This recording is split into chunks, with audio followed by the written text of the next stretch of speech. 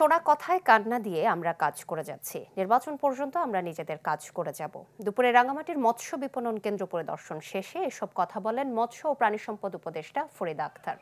বলেন, অর্থনৈতিকভাবে মৎস্য সম্পদ গুরুত্বপূর্ণ হওয়া সত্ত্বেও দেশের ল্যান্ডিং ও প্রসেস সেন্টারগুলোর অবকাঠামো খুব খারাপ অবস্থায় রয়েছে, যা ঠিক করতে কিছু বিনিয়োগ করতে হবে।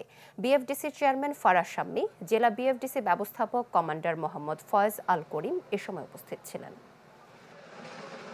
শোনা কথা নিয়ে মন্তব্য করা আমাদের জন্য ঠিক না, আপনাদেরও প্রশ্ন করা ঠিক না। তো সেই জন্য আমি বলবো যে আমি নিজের কাজ করে যাচ্ছি, আমরা নির্বাচন পর্যন্ত কাজ করে যাব, এইটুকু আমি খালি বলতে পারি। মৎস্য সম্পদ বাংলাদেশের অর্থনৈতিকভাবে এত গুরুত্বপূর্ণ হওয়া সত্ত্বেও এটার যে স্থাপনাগুলো, বিশেষ করে ল্যান্ডিং স্টেশন, এই যে পুরো প্রসেস করে যেটাতে ঢাকায় আমরা যে মাছগুলো পাচ্ছি, সেটা যেখান থেকে আসে সেগুলোর অবস্থা খুবই খারাপ। তাই হবে, ইনভেস্টমেন্ট না বাড়ালে এটা ভালো করার কোনো স্কোপ নাই।